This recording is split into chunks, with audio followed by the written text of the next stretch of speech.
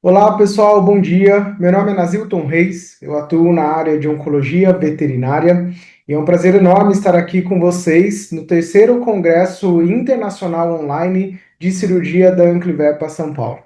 Então, o tema que nós vamos discutir hoje são algumas novidades acerca das cirurgias oncológicas da região específica de cabeça e pescoço. É um tema bastante relevante porque quando a gente trabalha em cima de uma distribuição anatômica das principais regiões onde os cães e os gatos podem desenvolver câncer, nós percebemos que a região de cabeça e pescoço ela apresenta um número representativo, né? Então, nos cães, cerca de 15% de todos os processos neoplásicos se desenvolvem nessa área de cabeça e pescoço, enquanto no gato, o número que nós temos é que cerca de 20% acabam acontecendo nessa região, tá?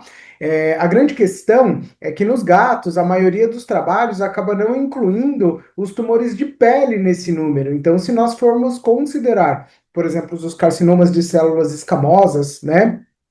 Que acontecem especificamente, né, nos gatos com maior frequência em região de pina, nariz, por exemplo, esse número potencialmente seria ainda maior. Tá? No caso dos cães, não, né? Há uma divisão em que esses 15% eles consideram também os tumores de pele. Então, o que dá para extrair desses números é que as neoplasias de cabeça e pescoço em cães e gatos elas têm uma alta frequência e que também nós temos aí aparentemente uma maior rotina no caso dos gatos em comparação aos cães, tá? Existem algumas particularidades de tumores que se desenvolvem nessa região, tanto é que na medicina já se tem realmente isso como uma especialidade, né? Então, um oncologista de cabeça e pescoço é uma tendência que isso aconteça na veterinária conforme a evolução natural acabe chegando a nós também. Mas por que essa importância, né? Por que ter então um profissional especialista só nessa área, ou um cirurgião até mesmo especialista só nessa área? Isso se dá por conta do comportamento biológico natural dos processos neoplásicos que se desenvolvem nessa área. Infelizmente, e não há uma explicação científica até o momento, a gente repara que os tumores que se desenvolvem na cabeça e pescoço, eles têm um comportamento biológico, em geral, mais agressivo. São tumores altamente metastáticos, altamente infiltrativos e que, infelizmente, acabam já contando com um prognóstico mais reservado a partir do momento que a gente tem esse diagnóstico. Outro detalhe é que a maioria dos tratamentos dos tumores que acontecem nessa região são cirúrgicos. E aí a gente tem um problema. Se nós lembrarmos de uma máxima em que a cirurgia oncológica bem-sucedida, ela precisa ser aplicada com margens de segurança, ou seja, não basta remover apenas o tumor que nós observamos, eu preciso remover uma quantidade, uma porção de tecido aparentemente normal para que aquele processo neoplásico não volte a se desenvolver naquela mesma região. Eu tenho um problema muito importante aqui. Eu não tenho uma determinação do quanto desse tecido saudável eu realmente preciso remover.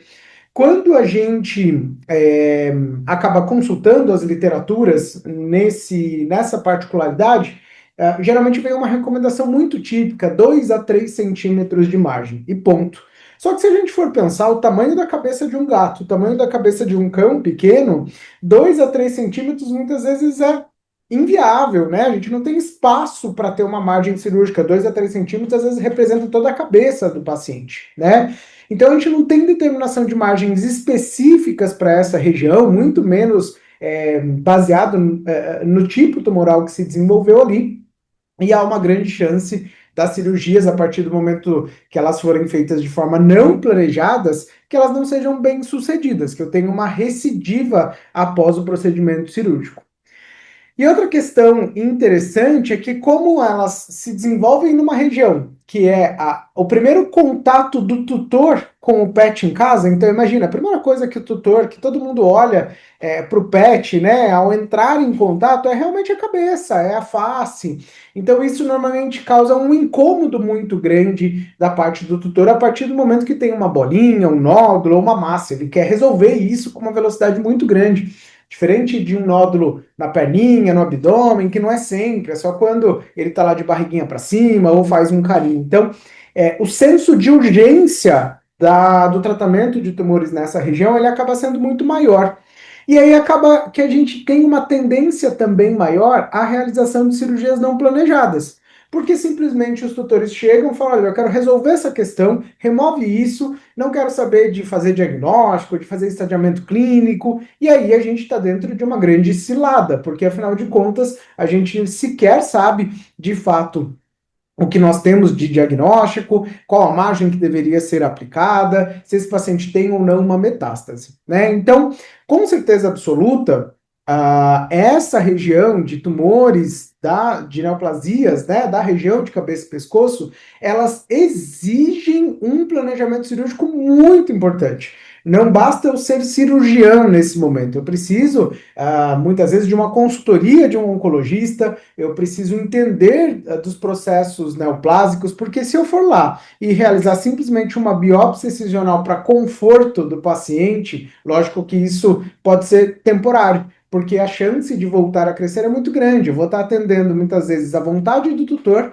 e não necessariamente causando um bem real para aquele paciente. Então, é inadmissível a gente não ter um diagnóstico antes de operar, não saber qual é a técnica cirúrgica adequada antes de operar, qual é a margem que eu consigo aplicar naquela região, o estadiamento clínico, né? Então, saber se esse paciente tem ou não tem metástase, a abordagem do linfonodo sentinela, que a gente vai falar um pouquinho mais adiante também, e saber como esse paciente se comporta no pós-operatório, porque muitos requerem uma assistência bastante intensiva, bastante especializada nesse tipo de procedimento, tá? Então é interessante quando a gente olha historicamente, né, os dados que nós temos na literatura em relação a alguns procedimentos cirúrgicos na região de cabeça e pescoço para tratamento de tumores. Então, olha que interessante. A mandibulectomia em gatos, por décadas e décadas, ela foi uma técnica muito contraindicada. Por que ela era contraindicada? Porque, afinal de contas, olha só, eu fazia uma mandibulectomia em gatos e esse artigo de 1992 falou que a sobrevida dele em dias era relativamente curta, passava um pouquinho de 400 dias. Aí veio um trabalho mais novo, com ele muito maior, inclusive, tá? Analisando esses procedimentos de 2006, olha.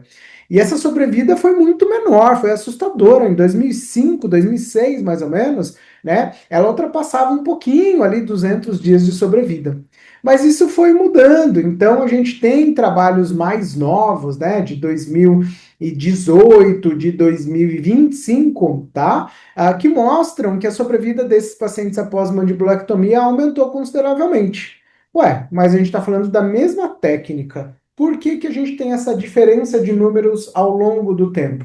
Pessoal, basicamente o que mudou aqui foi planejamento, tá? Nós realmente sabemos a importância de ter o diagnóstico daquele processo neoplásico e entender se aquele gato se beneficia da mandibulectomia, porque tem algumas situações que a gente, apesar de ter um tumor na mandíbula, a cirurgia não vai ser o melhor tratamento, tá?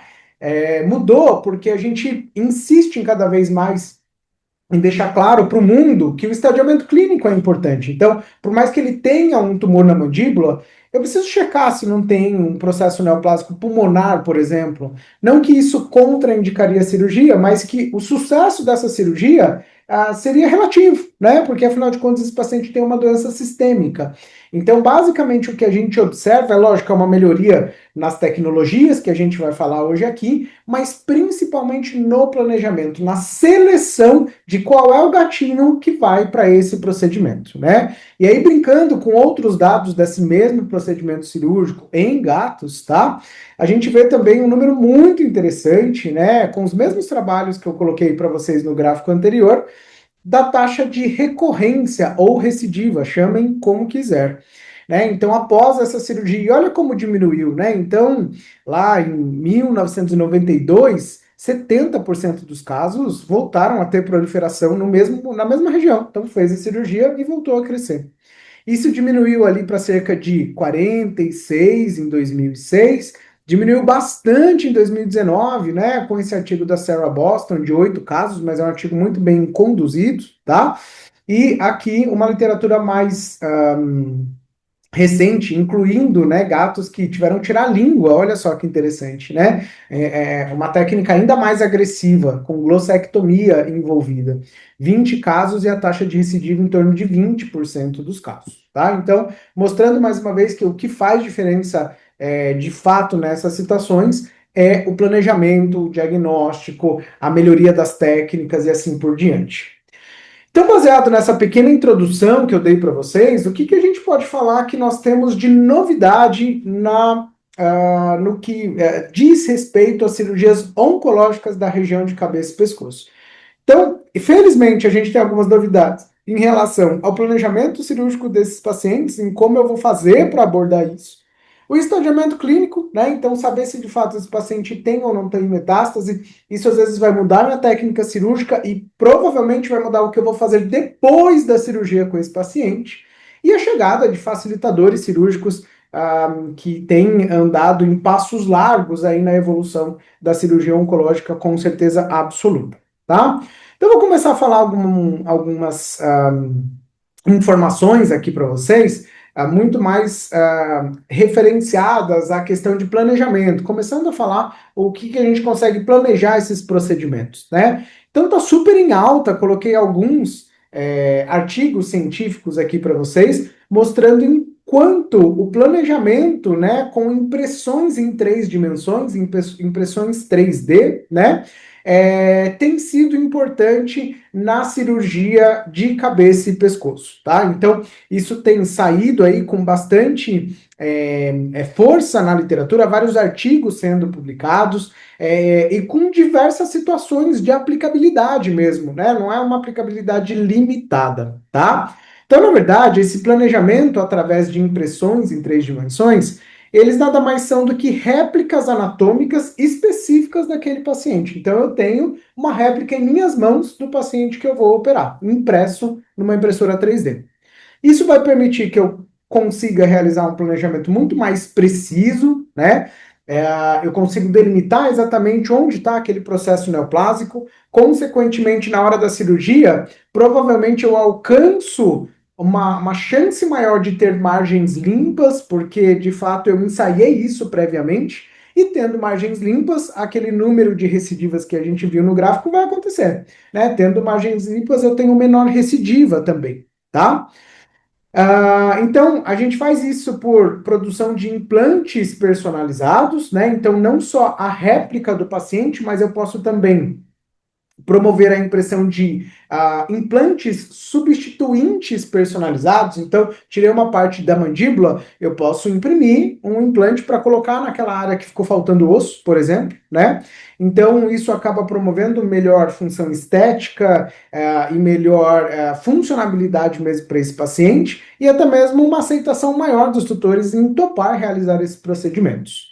E também tem sido aplicado muito no ensino. Então, imagina vocês numa pós-graduação de cirurgia, né? A gente começar a ter esses moldes impressos para ser uma primeira etapa, né? Para a formação aí dos cirurgiões, para depois a gente partir para o paciente, para um modelo de ensino muito mais redondo, né? Diminuindo essas falhas, tá?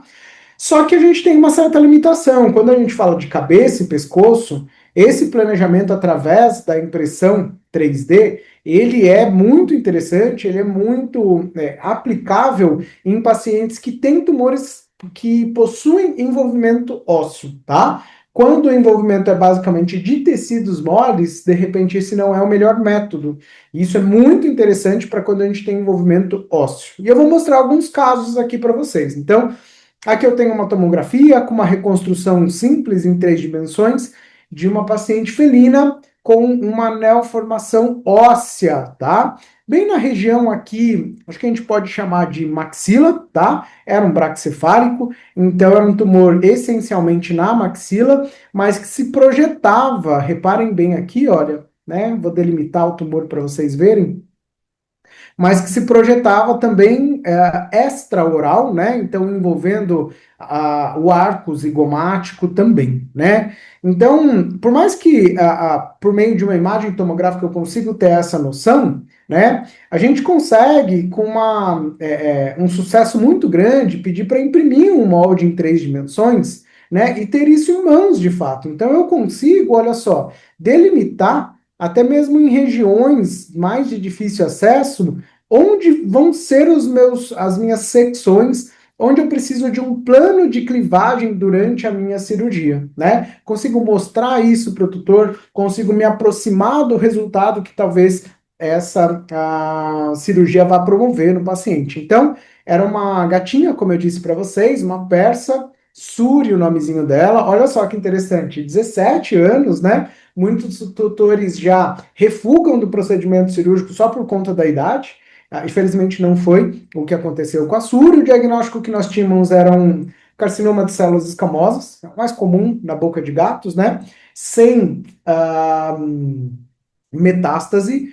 E após esse procedimento, a Suri teve ainda uma sobrevida de 2 anos, tá? E não necessariamente ela faleceu por conta do câncer, ela descompensou bastante de uma doença renal crônica que ela já tinha, e provavelmente foi isso o principal motivo do óbito. Então, aqui mostrando para vocês, 7 dias após, né, um retorno de 7 dias após a cirurgia, era a primeira vez que ela estava se alimentando via oral, nesse caso a gente optou por deixar com uma sonda de alimentação, né, nos primeiros dias, e aqui o resultado final, depois que havia crescido o pelo, né, infelizmente a gente não teve sustentação para o globo ocular, a gente teve que fazer a nucleação desse olhinho dela, mas ela tinha uma vida completamente normal após esse procedimento. Nós usamos da mesma tecnologia para planejar a cirurgia da Bela, uma canina SRD fêmea de 10 anos, que tinha um histórico aí de 15 dias com apetite caprichoso e um mau cheiro na cavidade oral. E aí, durante a consulta com o veterinário, fez-se uma inspeção e havia, né, uma massa também na maxila, numa região parecida, tá? Então, lembrando, é interessante para tumores com acometimento ósseo, tá? Uma biópsia incisional, perdão, remoção de um fragmento, ela revelou uma neoplasia mesenquimal maligna, ou seja, tratava-se de um sarcoma, de algum sarcoma, certo?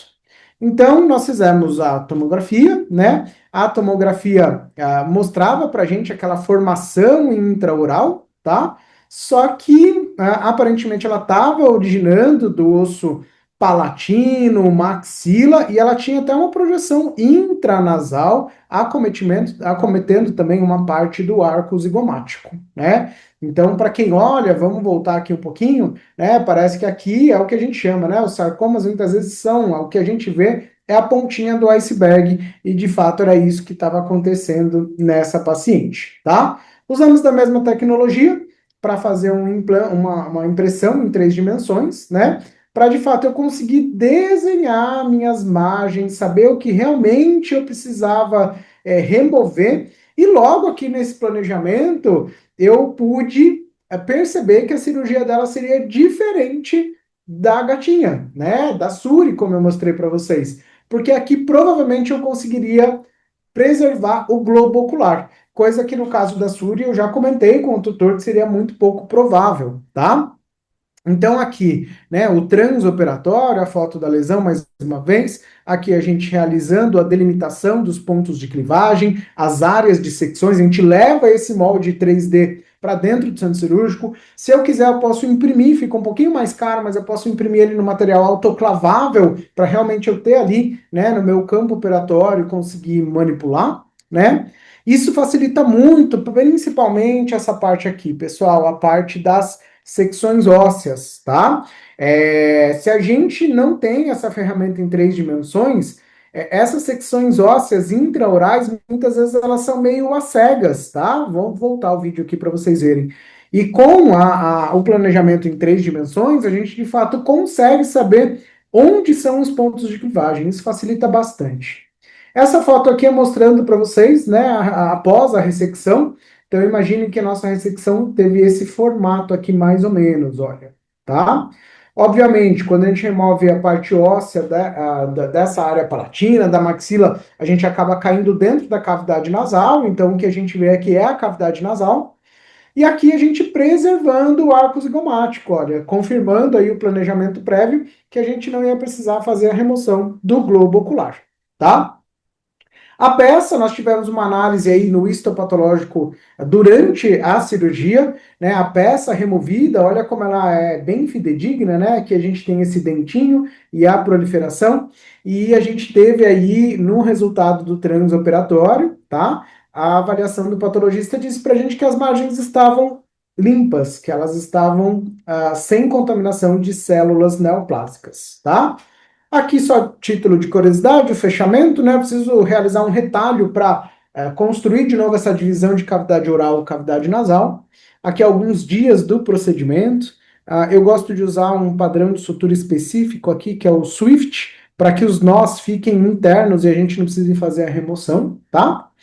E aqui o resultado final, né? Algum tempo depois do procedimento cirúrgico, o olhinho preservado e essa paciente muito bem. Também, tempo de sobrevida dessa paciente ainda está contando, porque tratava-se de um osteosarcoma de maxila e ela está muito bem, não desenvolveu metástase e até agora já tem mais de um ano, tá? E a gente pode ir brincando com esses moldes 3D, né? Agora, mais recentemente, essa empresa ela tem feito uma delimitação ainda maior, ela consegue pintar realmente a neoformação de outra cor, e aí a gente tem um aperfeiçoamento dessas impressões, né? Então, para tumores de cavidade nasal, por exemplo, a utilidade é bastante grande, tá? Eu posso imprimir, como eu disse para vocês, as próteses também para substituição óssea, principalmente de mandíbula, de maxila, né, de ossos da cavidade nasal, da face, tá? Particularmente ainda nesse ponto, a gente tem algumas publicações na literatura, mas eu confesso que nós estamos ainda um passo atrás, tá? Porque a taxa de rejeição desses implantes ainda acaba sendo bastante considerável. As poucas experiências que eu tive não foram agradáveis, eu tive que remover um implante. Então, embora eu acho que a gente está evoluindo, né? Temos cada vez mais publicações, mas não é uma coisa que eu aplico ainda no meu dia a dia, mas tenho certeza absoluta que esse momento vai chegar porque estamos evoluindo, tá? Existe uma outra forma de planejamento também em 3D, só que aí não necessariamente eu preciso imprimir aquela réplica, né? Que é o planejamento virtual em 3D. A sigla em inglês que eles usam para isso, né? Virtual Surgical Plan, VSP, tá? Então trata-se do planejamento, né? Por meio de imagens de tomografia computadorizada ou ressonância magnética, e aí permite a gente mapear a margem, planejar as osteotomias, assim como na impressão 3D também, e também projetar implantes. O grande diferencial aqui, pessoal, é que a gente tem uma melhor dimensão de acometimento de tecidos moles. Eu avalio a extensão em osso também, tá? Mas esse planejamento ele me permite visualizar pontos de aderência, de infiltração, de trombos, de vascularização e a relação dessas estruturas do tumor com as estruturas adjacentes. Então, querendo ou não, em certos pontos ela acaba sendo superior que a impressão. A impressão ela vai ser preferida para osso, e aqui eu posso usar em osso também, mas muito importante para acometimento de tecidos moles. Então, mais uma vez, mostrando um exemplo de um caso que a gente utilizou esse planejamento, né, num SRD de 12 anos, o Beethoven, com um sarcoma de tecidos moles intraoral. Uma formação, acho que vocês conseguem perceber por essa foto, uma formação bastante grande, já causando deslocamento de globo ocular, tá? Então é isso, olha, a gente envia para empresas que trabalham com isso especificamente, e o resultado do trabalho deles é esse, né? A gente consegue aí ter uma excelente delimitação. No caso do Beethoven, a gente não tinha uma infiltração óssea importante, mas eu consigo exatamente saber onde tem os principais vasos passando ao redor do tumor, as estruturas importantes, então os linfonodos mandibulares, né? A glândula salivar, linfonodo retrofaríngeo, inervações importantes, e eu consigo realmente brincar, mexer para um lado, mexer para o outro. Querendo ou não, é um fator que o tutor se impressiona muito com o resultado dessas imagens, e a gente consegue explicar para o tutor ao certo o planejamento, tá? Então, mais uma vez, tenho qualquer tela, levo o meu notebook, tenho uma TV no centro cirúrgico, eu consigo levar essas imagens para lá e a gente consulta essas imagens durante a cirurgia, né? Então, aqui a gente iniciando a ressecção desse sarcoma de tecidos moles, né? Fazendo a delimitação dos planos de clivagem, delimitando onde de fato seriam as nossas secções, tá? A gente teve que abrir uma janela bastante importante no arco zigomático, tá? Para que a gente conseguisse, porque ele entrava, né, atrás do arco zigomático, para que a gente conseguisse fazer a remoção. Então, na verdade, tratou-se de uma orbiectomia parcial nesse caso, ok? Tá? Então, aqui a gente fazendo essa delimitação, tá? Para conseguir ir removendo, né? Aqui o osso, não sei se vocês conseguem ver, né? A osteotomia já realizada na parte caudal. E aqui todo o defeito. Obviamente o olho, né, pelo próprio planejamento, a gente sabia que não seria possível fazer a preservação. Não sei se vocês vão conseguir ver com detalhes, mas aqui a osteotomia cranial do arco zigomático e a osteotomia caudal, né, o espaço retrobulbar e a comunicação com a cavidade oral, tá certo? Esse paciente no pós-operatório imediato, tá? Também ficou com tubo de alimentação. E esse paciente ele realmente teve uma recidiva com 8 meses de pós-operatório. Foi recomendado no pós-operatório a realização de radioterapia, mas por questões financeiras do tutor acabou não realizando e a gente teve uma sobrevida de 8 meses, tá, desse paciente. Aqui um outro exemplo de cirurgias de cabeça e pescoço, onde esse planejamento de 3 dimensões faz uma diferença gigantesca. Um tumor de tireoide, tá? Então a gente tem a tireoide direita aqui e a esquerda cresceu, ela deslocou e ela entrou para dentro do mediastino, basicamente, num gato, tá?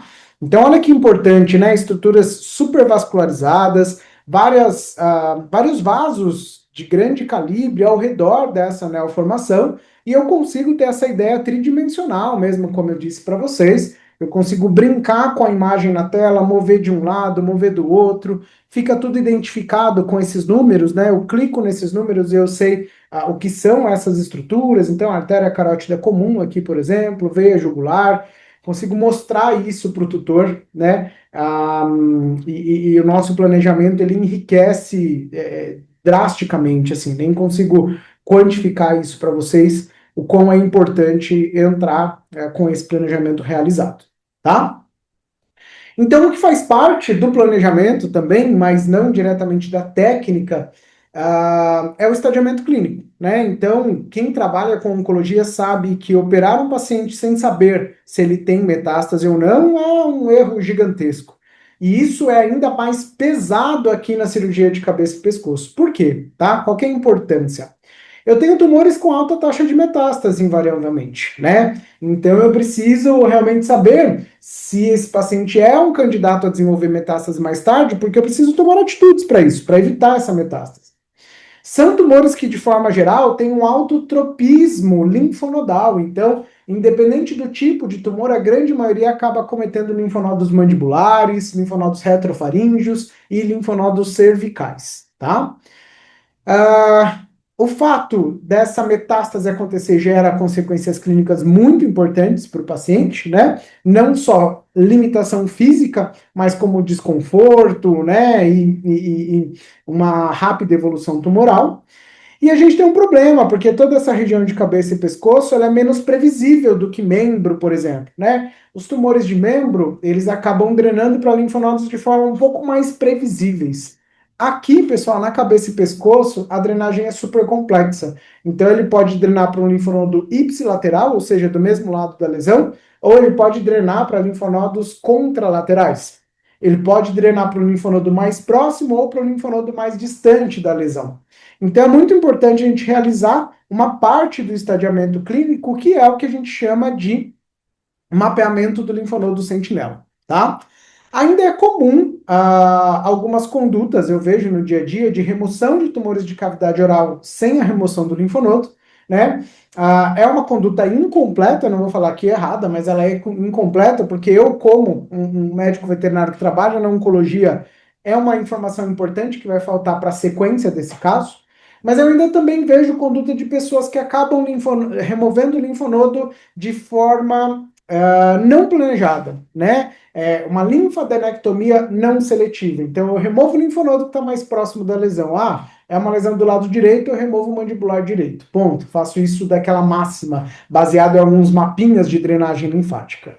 Isso também não é o ideal, tá? Já é melhor do que não remover, mas não é o ideal, porque pode ser que aquele não seja o linfonodo sentinela. Então, aqui na região de cabeça e pescoço, se faz de extrema importância conhecer qual é o linfonodo sentinela antes de fazer a remoção. Nós chamamos isso de linfadenectomia seletiva, ou seja, eu retiro o linfonodo que de fato eu sei que é ele que faz a drenagem daquele tumor.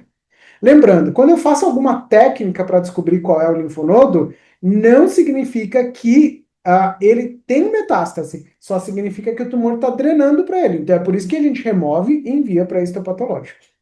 E existem diversas técnicas, né, no que se diz respeito a isso, né? Existem alguns métodos pré-operatórios, ou seja, que eu vou fazer alguma técnica antes de colocar o paciente na mesa cirúrgica para descobrir qual é o linfonodo, e alguns métodos que eu aplico, né, que eu uso desse método e eu descubro ali na hora da cirurgia, né? A gente sabe que, na verdade, não que exista uma técnica melhor, uma técnica pior, tá? Mas o que a gente vê na literatura, cada vez mais citado, é que a combinação de mais de uma técnica eleva nossas taxas de sucesso, tá? Então, muitas vezes é interessante saber antes e ter também uma outra técnica comprobatória ali durante a cirurgia, até para ajudar a localizar, né? As técnicas pré-operatórias, muitas vezes elas não ajudam a gente na cirurgia a achar o linfonodo. A transoperatória, ela tem essa vantagem. Então, só para citar, né, algumas técnicas, eu não vou comentar de todas, eu vou colocar o que a gente, mais uma vez, lembra que o título da palestra é novidade, né? Eu vou colocar, de repente, o que a gente tem de mais novidade e o que a gente tem conseguido utilizar aqui no Brasil. Em relação às técnicas pré-operatórias para achar esse linfonodo sentinela, né, nós temos aí as principais. A cintilografia, que eu vou fazer um X enorme aqui e ressaltar, que é o padrão ouro, tá? A cintilografia ela pode ser utilizada tanto no pré-operatório, numa máquina de cintilografia mesmo de fato, ou no transoperatório também utilizando um instrumental chamado Gamma Probe, tá? Ela é, hoje em dia, na literatura, citada como o suprassumo para a identificação do linfonodo. É o método mais sensível, mais específico, é o melhor método. O grande problema é que é uma tecnologia extremamente cara. Eu desconheço alguém no Brasil que aplique isso para a medicina veterinária, tá? Já conversei com alguns veterinários europeus que conseguem fazer a aplicação disso, mas é uma tecnologia extremamente cara. Basicamente, a gente injeta ao redor do tumor uma substância radioativa. E quem capta isso são aparelhos específicos. Então, tem a cintilografia, né, que pode captar isso, é parecido com uma máquina de tomografia, ou tem a Gamma Probe, que é um aparelhinho que a gente vai passando naquela região e quanto mais próximo do linfonodo certo, correto nós estamos, ele começa a apitar mais forte. Parece aqueles aparelhinhos que a gente via nos filmes de achar moeda, né? Que vai apitando, alguma coisa parecida com isso, tá? Nós temos uma outra técnica que nós temos disponível no Brasil, mas ainda é pouco estudada para linfonodo sentinela, que é o uso de contrastes por microbolhas, né? Os CELs. É um ultrassom que capta uma substância injetada e vê no paciente, que são microbolhas, microesferas, ele consegue captar isso por meio de um ultrassom, tá? Então, é um método que talvez se popularize mais, mas, na verdade, eu vou citar duas técnicas aqui para vocês que são de muito mais fácil acesso e, com certeza, têm sido aplicadas como uma novidade aí, mais recentemente que a gente tem feito. Lembrando, uma informação importante, Essas técnicas não auxiliam o cirurgião a identificar o linfonodo na cirurgia. Ele vai me dizer antes qual é o linfonodo. Agora, ali durante a cirurgia, para eu, no meio de gordura, no meio de tecido, saber onde ele está, essas técnicas não servem para isso, ok? Então, primeiro, a linfografia indireta, tá? Trata-se aí, né, da aplicação intradérmica peritumoral de contraste radiopaco. É o contraste que se utiliza na tomografia. E aí esse contraste é avaliado por raio-x, mais uma vez, né? É uma técnica que, apesar de a gente estar colocando como novidade, ela é uma das pioneiras para mapeamento linfático nos primeiros estudos, tá? A gente tem uma taxa aí de 89% de sucesso na identificação do linfonodo. Algumas complicações são relatadas na medicina, mas na veterinária não, tá? Com exceção de alguns casos de algum tipo de alergia local, mas de muito fácil controle. Pode ser utilizada uma substância chamada lipoidol para isso, mas eu tenho que aguardar 24 horas para radiografar o paciente. E a gente tem utilizado cada vez mais o contraste iodado de tomografia mesmo, porque eu consigo fazer a radiografia imediato, tá? Lógico que é menos eficaz comparado à linfografia. Então, aqui uma pequena foto da técnica, né? A gente injeta de 4 a 6 ml, nesse caso a gente está fazendo o contraste iodado de tomografia, o famoso Omnipaque. A aplicação ela é intradérmica, não é subcutânea, ao redor do tumor. Então aqui em vermelho a gente tem a delimitação do tumor, né? E eu estou aplicando nos 4 quadrantes, tanto nessa parte, como nessa parte, como aqui, como aqui. Eu divido esse volume, tá? E a gente radiografa com 1, 3 e 5 minutos após a aplicação. Ele é viscoso, então demora para a gente aplicar. E eu recomendo sempre que a gente demarque as margens também antes, porque fica uma tumefação e aí pode ser que eu perca a referência, tá? Então aqui um exemplo de tumor de cabeça e pescoço, um tumor na pina. Foi até engraçado porque a gente injetou o contraste e essa primeira radiografia, o radiologista focou muito nos linfonodos mandibulares, retrofaríngeos, né? E aí olha que interessante, a gente percebeu que esse contraste ele passava reto, né? E ia aqui para a região cervical. Então os demais contrastes aí eles ficaram mais amplos e a gente consegue ver o caminho do vaso linfático e o linfonodo cervical superficial drenando esse processo neoplásico. Então, se eu simplesmente removo o linfonodo mandibular, por exemplo, trata-se de uma linfadenectomia não seletiva, ela não é o linfonodo drenante, né? Então, se der negativo, não quer dizer absolutamente nada, né? Por isso que eu preciso conhecer exato qual é o linfonodo que drena aquele tumor. Nos casos em que eu preciso de tomografia para planejar a cirurgia, ao invés de fazer isso no raio-x, eu faço direto na tomografia. A técnica basicamente é a mesma. Normalmente a gente injeta um volume menor, não tem necessidade de 4 a 6 ml, a gente injeta de 2 a 3, tá? E existem alguns estudos, ainda são poucos, já com publicação dessa técnica na veterinária, para tumor de mama, tumor de saco anal e a maior parte dos estudos é justamente em tumores de cabeça e pescoço, tá? E até mesmo, alguns desses trabalhos falam pra gente que se a captação do contraste for heterogênea pelo linfonodo, pode ser que ele esteja metastático. Se for homogênea, pode ser, né, que ele esteja livre dessa metástase, tá? Então aqui uma paciente com melanoma oral, a Puca, de 12 anos, a gente precisava da tomografia para planejar a cirurgia, então após a tomografia, a gente injetou, né, fez a primeira tomografia para o planejamento, aí depois a gente injetou o contraste também de forma peritumoral, e a gente radiografou, né, radiografou não, passou a tomografia com 3, 5, 7 e 10 minutos, várias vezes, né, e aí deu para perceber, né, que teve captação dos dois linfonodos, uma captação heterogênea dos dois linfonodos mandibulares, o medial e o lateral, e também do retrofaríngeo, olha só que importante. Então, todos esses linfonodos foram retirados, tá? E existem técnicas transoperatórias. A grande vantagem da técnica pré-operatória é que a gente ajuda o cirurgião a localizar o linfonodo. Para alguns, isso de fato não é tão necessário, como se eu fosse tirar um linfonodo, por exemplo, poplíteo, normalmente não é tão necessário, mas para linfonodos axilares, para linfonodo retrofaríngeo, eu diria que alguns pacientes, até o mandibular, isso é bastante importante. Cervical, com certeza, facilita muito, permite que a gente faça a cirurgia de forma muito mais rápida, tá? O método mais convencional que nós temos é o colorimétrico, ou seja, a utilização de corantes que a gente aplica também, todas as técnicas são semelhantes, de forma peritumoral, e aí ele drena lá para o linfonodos. O mais comum é que a gente use algum corante azul de metileno, azul patente. Eu nem vou mostrar isso porque provavelmente todos vocês já ouviram falar ou já aplicam isso. É uma coisa já bem disseminada aqui para nós do Brasil, tá? A grande limitação aqui é o seguinte, porque eu aplico o contraste peritumoral e dependendo da cor da pele, da espessura da pele do paciente, eu não sei para qual linfonodo ele drenou, né? Então, é uma técnica que é bem limitada. Se a pele do paciente é fina e clara, eu consigo às vezes acompanhar, né? O vaso linfático indo para a região daquele linfonodo. Isso facilita. Agora, se for um paciente com muita gordura, com pele muito grossa ou pele escura, eu vou abrir naquele linfonodo que está mais próximo. Se ele tiver corado, ufa, que bom. Se ele não estiver corado, pode ser que tenha ido para outro linfonodo, e aí não é viável a gente ficar abrindo outros sítios, tá?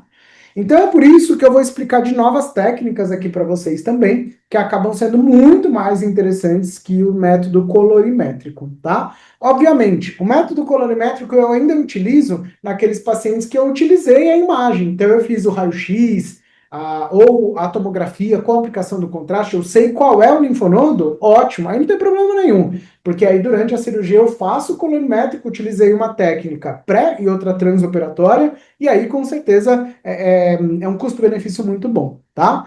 Mas para aqueles casos que a gente não fez isso, com certeza a linfografia por infravermelho ou a técnica de NIRF é muito mais utilizado, tá? A técnica de infravermelho, ela está chegando para a gente, tem ah, alguns profissionais que já têm o equipamento, ainda é algo bastante caro, tá? Mas na verdade a gente vai utilizar um corante específico fotossensível e uma câmera específica que capta essas imagens infravermelhas. Mais uma vez, é bem repetitivo. O corante é aplicado de forma peritumoral e a gente aponta a câmera para aquela área e enxerga, né, na tela aonde está fluorescendo. Tem alta taxa de detecção comparada a outras técnicas, mas ainda é inferior à linfocintilografia, tá? Permite, ao mesmo tempo, visualizar o linfonodo e auxiliar na ressecção. Posso levar ela para dentro do centro cirúrgico. Então, ela acaba sendo, ao mesmo tempo, pré e transoperatória também, tá? O grande limitante dessa técnica, e eu acho que é um limitante mesmo, que ela vai me mostrar somente linfonodos mais superficiais. Para linfonodos mais profundos, ela não consegue fazer uma boa captação. Então, para vocês terem uma ideia, essa técnica é chamada de NIR, tá? Então, é aplicado ao redor do tumor o corante, e aí quando a gente aponta a câmera, a gente consegue ver o vaso, né? E o linfonodo que fez, olha, o linfonodo muito mais brilhante, né, do que o contralateral, o linfonodo aqui apontando onde teve a captação do contraste. Então, isso eu consigo ver antes de começar a cirurgia, por isso que ela pode ser considerada pré, né? E consigo também ver durante a cirurgia, que vai facilitar a localização e identificação desse linfonodo, ok? Mas agora, uma técnica que eu acho que acaba até não permitindo que o infravermelho evolua tanto é a técnica chamada de NIRF, não é NIR, é NIRF, tá? Que é a linfografia por fluorescência, pessoal. Por que que eu acho que ela acaba deixando para trás a tecnologia de infravermelho? Porque, na verdade, a aplicabilidade é muito maior. Eu vou mostrar para vocês. Aqui, essa técnica consiste também na aplicação peritumoral de um corante. Esse corante ele é chamado de verde de indocianina. Tanto é que vocês estão vendo aqui na tela, tudo verde, né? Ele é um verde, é um corante verde mesmo, tá? E a gente visualiza o brilho desse verde por meio de uma câmera específica, tá? Então, através de uma câmera específica, ele vai brilhar, ele vai ficar cintilante, tá? Então, é isso que a gente faz. Então, o que vocês estão vendo aqui é a foto de um monitor. Então, a câmera está sendo aplicada, tá? Está sendo apontada, melhor dizendo, para a região onde foi aplicado o contraste. E na cirurgia em si eu vejo um verde sem graça. Mas quando eu olho na tela, eu vejo um brilho, ó. Aqui tá dando para ver direitinho o vaso linfático que esse corante está passando, olha, tá? Ele brilha, ele fica cintilante. Então, essa técnica é extremamente interessante. Essa que eu vou mostrar para vocês é uma filmagem da própria câmera que capta. Então eu não estou filmando a tela, tá? Aqui eu estou gravando a captação da câmera. Essa é a câmera específica. Eu enxergo essa imagem lá na tela e aqui a gente está utilizando para identificar o linfonodo, tá? Eu sou um péssimo videomaker e essa câmera ela é super sensível a movimentos, tá? Então vai demorar um pouquinho aqui para gente para visualizar, mas pode reparar, olha, que a gente vai ver o vaso bem brilhante, tá vendo? No caminho do linfonodo, certo? A olho nu, se eu não olho na tela, eu olho no meu campo cirúrgico, eu não vejo isso. Isso é importante vocês entenderem. Eu vou ver só gordura. Eu só vejo aquele vasinho linfático caminhando em direção ao linfonodo se eu olho para a tela. E aí eu usei esse ponto de referência para fazer a divulgação e a identificação do linfonodo naquele sítio. Vou mostrar para vocês, a gente trabalhando com essa tecnologia, é uma tecnologia que a gente tem disponível lá no setor de oncologia do Nuvete, um hospital de São Paulo, né? É um dos pioneiros, com certeza, na América Latina, a ter um aparelho desse.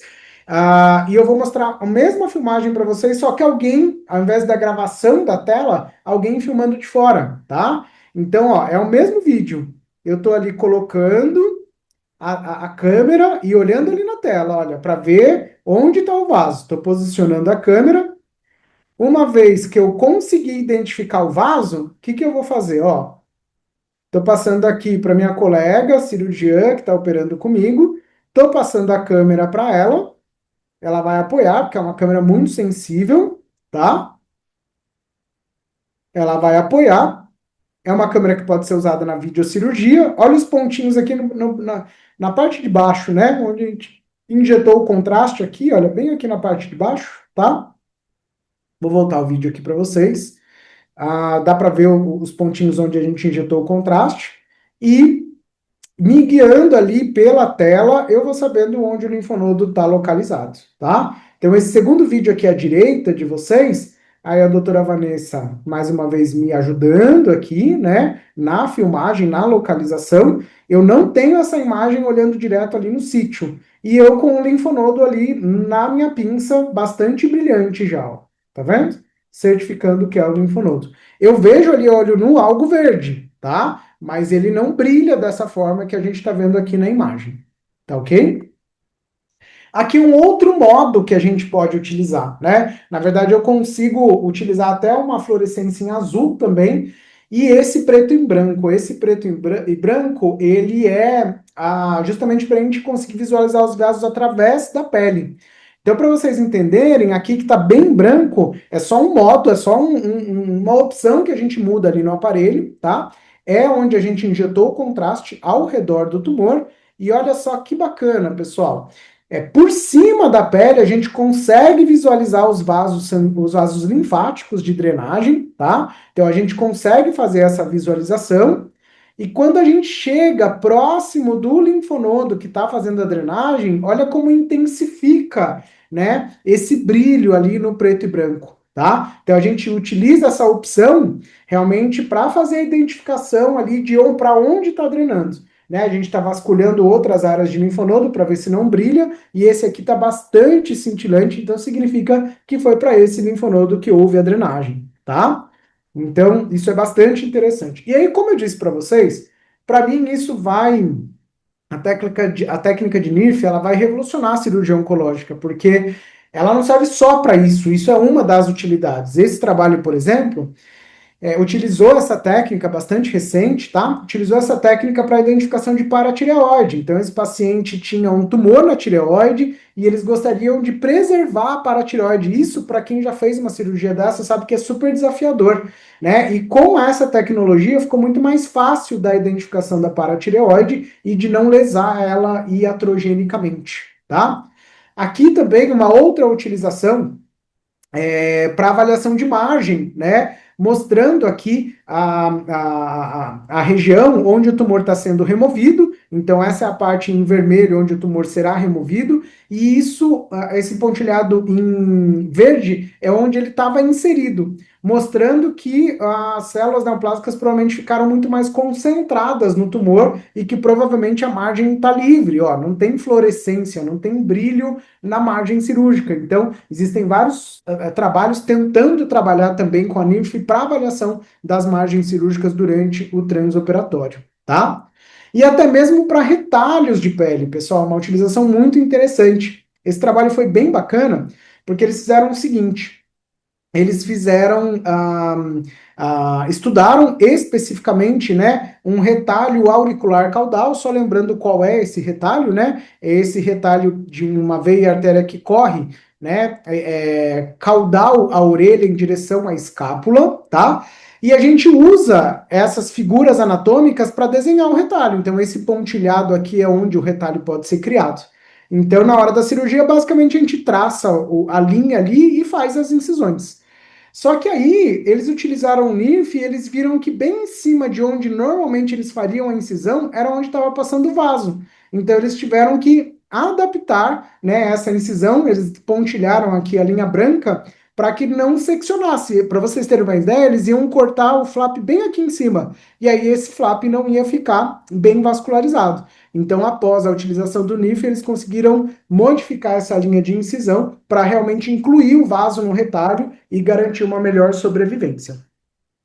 E por fim, pessoal, esse trabalho muito interessante também, eles usaram a tecnologia NIRF para guiar os oncologistas e saber onde aplicar a eletroquimioterapia, ou seja, aplicar onde tinha maior infiltração tumoral. Isso foi super interessante, né? Porque a gente consegue fazer mais eletroporação em áreas que têm uma infiltração maior. Então, esse trabalho bastante recente, utilizando a técnica de NIRF para isso, tá? Então, pessoal, a esfera da cirurgia oncológica de cabeça e pescoço, ela está crescendo demais. É uma potencial especialização, pode ser que daqui a uns anos a gente tenha cirurgião oncológico de cabeça e pescoço, porque ela é muito específica, né? O avanço, com certeza, contribui para a melhoria dos procedimentos, cada vez mais a gente tem resultados melhor, mas ainda são necessárias diretrizes específicas para tratamento de tumores nessa região. É cirurgia? É. Mas, poxa, quais são as delimitações de margem corretas? Quando eu tenho que tirar linfonodo, quando eu não tenho? Na maior parte eu tenho que remover, mas existem algumas situações que a gente não vai fazer essa abordagem, mas as diretrizes ainda não estão muito claras, tá ok?